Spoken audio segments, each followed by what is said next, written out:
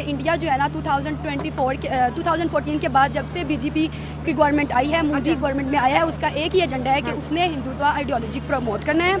उसके बाद दूसरी बात यह है कि उसने एज अ स्टेट, क्योंकि वो एक सेकुलर स्टेट है कि ये कहा जाता है, लेकिन अब माइनॉरिटीज़ मुस्लिम्स को उनसे एक थ्रेट है, जो उनको वो कहते हैं कि मुसलमानों का कल्चर हमारे लिए थ्रेट है। हम एक हिंदू कल्चर, हिंदू राष्ट्र बनाना चाहते हैं वो। ठीक है।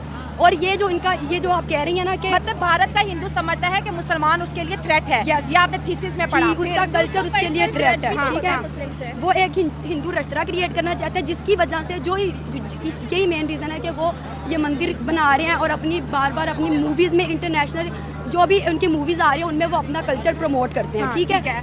ये भी ये सोशल मीडिया के थ्रू भी अपना कल्चर प्रमोट कर रहे हैं। और जो पाकिस्तान का कल्चर है, जो मुस्लिम्स हैं वहाँ पे उनको एज अ थ्रेट, उनके लिए एक थ्रेट है, क्योंकि उनके राइट्स जो है ना बहुत ज़्यादा उनको राइट्स नहीं मिल रहे।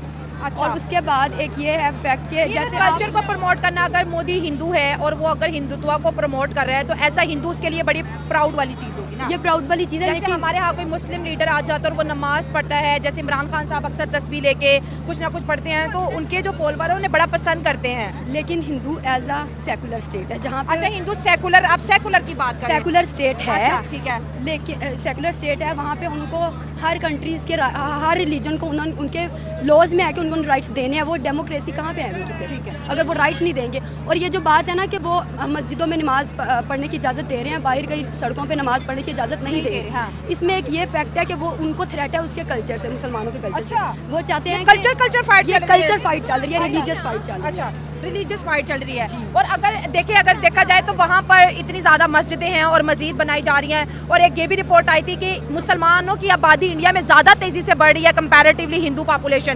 तो जब मुसलमान तेज़ी से बढ़ रहे हैं, मुसलमानों की मस्जिदें भी बन रही हैं, तो फिर जो है ये कल्चरल फाइट कैसे है, ये ट्रेडिशनल फाइट कैसे बन गई, ये रिलीजियस फाइट कैसे हो गई?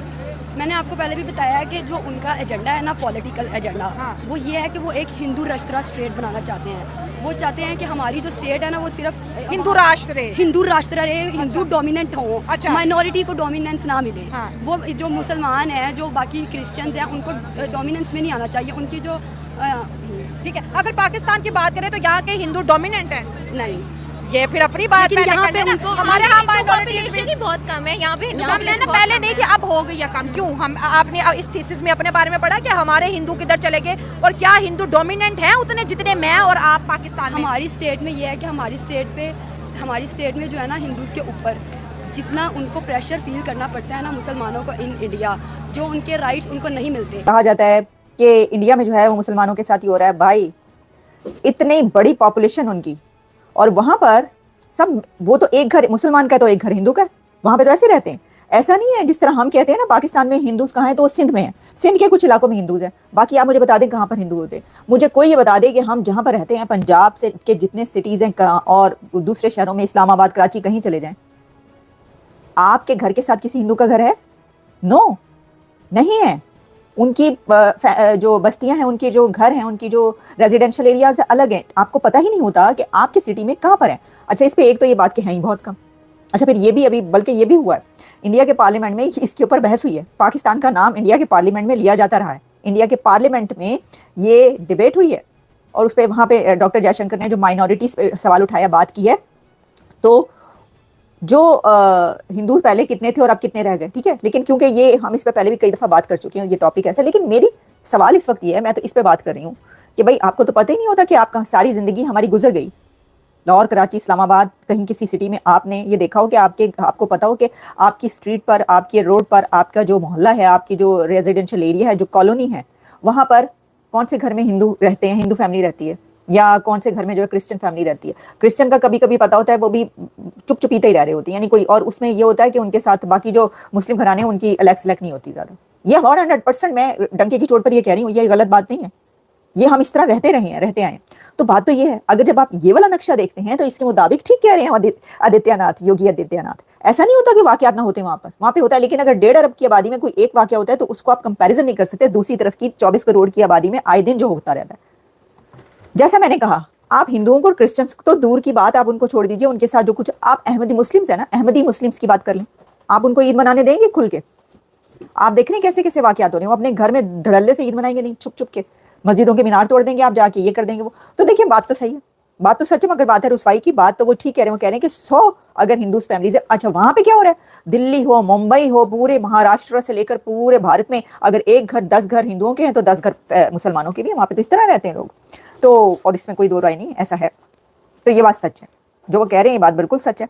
तो बस ऐसा ही है। तो हमने कहा कि चलें जरा इसके भी थोड़ा सा जो है वो बात किए लेते हैं हम।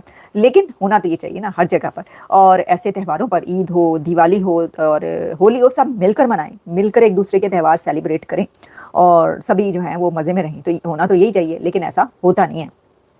तो इस तरह तो होता है इस तरह के कामों में। जी आप कह हैप्पी न्यू ईयर, ये हैप्पी न्यू ईयर कौन कह, अच्छा जी सुशील जैन कह रहे हैं हैप्पी न्यू ईयर। ओके ठीक है सही है। योगी जी ने थोड़ा कम बोला, एक्चुअली मैं वो इंडिया की बात कर रहे हैं और बस नाम नहीं लिया। 100% करेक्ट, हाँ एग्जैक्टली। मैं भी उनकी जो मैंने स्टेटमेंट है उसके ऊपर सोशल मीडिया पे हम कई इंडियन मुस्लिम्स की वीडियो देखते हैं, वो कहते हैं हम यहाँ पे महफूज हैं, हम यहाँ पे बेहतरीन हैं, हम यहाँ पे मतलब ईद का खास तौर पे या कोई त्यौहार हो बिल्कुल खुल्लम खुल्ला सेलिब्रेट करते हैं।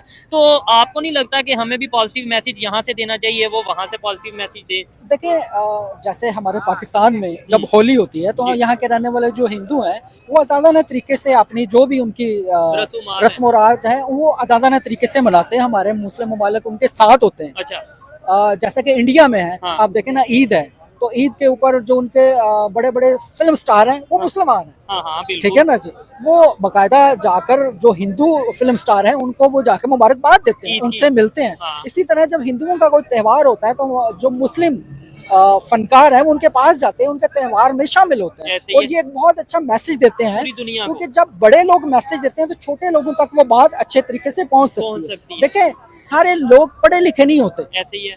लेकिन जब वो किसी को देखते हैं ना कि ये हमारा वो एक्टर जिसको हम पसंद करते हैं वो ऐसा कर रहा है या कोई लीडर ऐसा कर रहा है, तो वो उस तरीके से उसकी वो पैरवी करना शुरू कर देते हैं। ये एक बहुत अच्छा मैसेज है जो वो लोग करते हैं। ठीक है। हमारे यहाँ भी लोगों को चाहिए कि जब भी कोई हमारे गैर मुस्लिम का कोई त्यौहार हो तो हमारे बड़े लोगों को वहाँ जाकर शामिल होना चाहिए और उनको अपनी खुशियों में भी शरीक करना चाहिए और उनकी खुशियों में भी शरीक होना चाहिए। जबरदस्त, इसे कहते हैं एक अच्छा मैसेज। इस दफा वैसे हमारी जो इस टाइम पंजाब की सीएम मरियम नवाज हैं वो क्रिसमस के ऊपर भी गई थी क्रिश्चियन कम्युनिटी के पास और जाके उन्होंने मिनोरिटी कार्ड और ये चीजें की।